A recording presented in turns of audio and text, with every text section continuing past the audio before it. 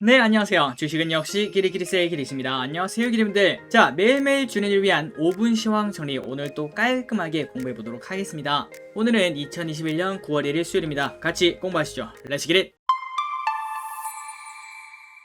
자, 들어가기 앞서 좋아요를 누르시면 저 기리색에 매우 큰 힘이 됩니다. 정말 감사합니다. 오늘장 정리, 코스피는 0.24% 상승, 그리고 코스닥은 0.7% 상승으로 오늘장은 나쁘지 않았다고 볼 수 있겠네요. 그리고 등락 종목을 보자면 589대 239, 954대 373으로 3개 중에 2개 이상의 기업이 오르는 걸 확인할 수 있습니다. 그래서 오늘 장은 맑음. 자, 오늘의 매동은 조금 눈치 보기였지만 어쨌든 외국인이 1000억이나 매수를 했습니다. 그리고 그 물량은 개인이 1000억 원을 매도했기 때문에 그대로 가져간 걸 확인할 수 있습니다. 다음으로 기관을 보자면 마이너스 300억으로 눈치 보기인 걸 볼 수 있고요. 마지막으로 연기금은 47억 원을 매수했네요. 그래서 오늘은 연기금은 눈치 본다. 자, 환율이 조금씩 떨어지고 있습니다. 그런데 오늘은 뭐 그렇게 많이 빠졌다고 보기는 힘들고요. 어쨌든 1157.2원까지 내려왔네요. 오늘 아시아 증시는 전부 다 괜찮았습니다. 니케이 1.3%로 좋은 흐름을 보여줬습니다. 그리고 상해도 0.6%, 항생도 0.6% 상승하고 있네요. 참고로 일본 같은 경우에는 조기 총선 가능성이 호재라고 합니다. 지금 현재 일본 정치 상황이 조금은 바쁘다고 하는데요. 만일 중의원 해산권이 발동돼 조기 총선이 치러지게 된다면 선거에 플러스가 되는 정책이 발표될 가능성이 있다고 합니다. 그렇다면 주가에는 호재로 작용할 수도 있다고 합니다. 그래서 이러한 이유 때문에 오늘 니케이가 큰 폭으로 상승을 했다고 합니다.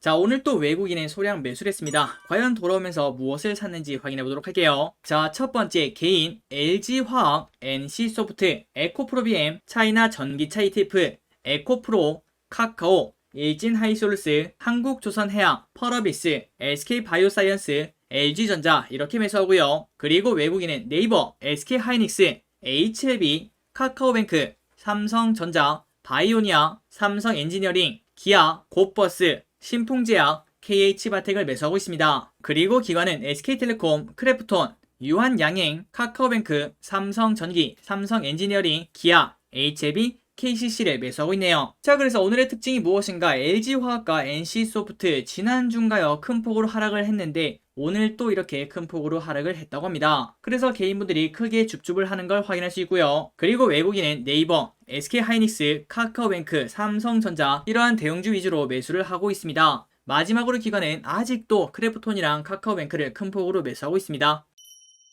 자, 오늘의 키워드를 보도록 하겠습니다. 첫 번째 알루미늄, 두 번째 원자력, 세 번째 폴더블, 마지막으로 게임. 조일 알루미늄 상한가에 도착합니다. 지난번에 같이 공부했던 기업이죠. 자, 조일 알루미늄 전기차 수혜주로 주목, 52주 신고가 경신. 참고로 갑자기 알루미늄이 이렇게 오르는 이유가 무엇인가? 두 가지가 있다고 하는데요. 일단 첫 번째는 이때까지 2차전지 안에 들어가긴 하지만 상대적으로 소외를 받았다고 합니다. 그 이유는 다른 것들과 비교했을 때 그렇게 많이 들어간다고 볼 수는 없다고 합니다. 그래서 결국 양극재, 음극재 이러한 기업들은 쭉쭉 올라갔는데 알루미늄은 계속 천대를 받았죠. 하지만 시간이 흐르다 보니까 야, 이거 2차전지 오를 건 다 올랐다, 뭐 없나 라고 봤더니 뭐야, 쟤가 왜 저기 있어, 야, 알루미늄도 결국 들어가니까 얘도 수혜주지. 이러한 수급이 몰린 것으로 풀이가 된다고 합니다. 그리고 두 번째는 최근 들어 알루미늄 슈퍼사이클 때문에 알루미늄 가격이 지속적으로 오르고 있다고 하네요. 지금 현재 가격이 2011년 이후로 최고치를 찍고 있을 정도로 가장 비싸다고 합니다. 그러니까 수혜를 볼 수밖에 없겠죠. 그리고 다른 알루미늄인 사마알미늄, 남선알미늄도 오늘 큰 폭으로 상승을 했습니다. 자, 오늘 오랜만에 원자력이 좋았습니다. 한전산업 16% 급등. 그 이유는 산업부 내년 원전 예산 5% 늘렸다. 다음 달 소형 원전 예타 신청을 한다는 소식이 나왔다고 하네요. 그래서 서전기전 12% 상승, 두산중공업 4% 상승, 이렇게 원자력에 관련된 기업들이 오늘 큰 폭으로 상승을 했다고 합니다. 다음입니다. 폴더블 계속 좋습니다. KH바텍 10% 급등, 그리고 파인테크닉스도 10% 오르고 세경하이테크도 6%나 상승하고 있네요. 역시 이걸 보면 오른 애들은 계속 올라가고 그 반면 내리는 애들은 계속 내린다는 걸 볼 수 있네요. 마지막 키워드는 게임입니다. M게임 오늘 상한가에 도착합니다. M게임의 게임이죠. 열혈강호 중국에서 잘 나간다고 합니다. 8월 역대 최대 매출을 달성했다고 하네요. 그리고 위메이드 갈수록 계속 호재가 나오고 있습니다. 오늘 또 13% 급등. 위메이드 블록체인 게임에서 신 봤다. 위메이드 맥스 전문 개발사 전환. 이러한 뉴스가 나오면서 지속적으로 위메이드 좋은 흐름을 보여주고 있습니다. 오늘 크래프톤 3% 오르고 마감이 되었습니다. 이제 드디어 50만 7천원까지 올라온 걸 확인할 수 있네요. 그리고 이렇게 오른 이유는 신작 기대감도 존재하고 있지만 카카오뱅크와 함께 코스피 200 조기 편입이 확정이 되었다고 합니다. 그래서 이제부터 자금이 얼마나 들어올까, 이러한 기대감에 주가가 올랐다고 볼 수 있겠죠. 그리고 카카오뱅크도 당연히 6%에 가까이 급등을 했다고 합니다.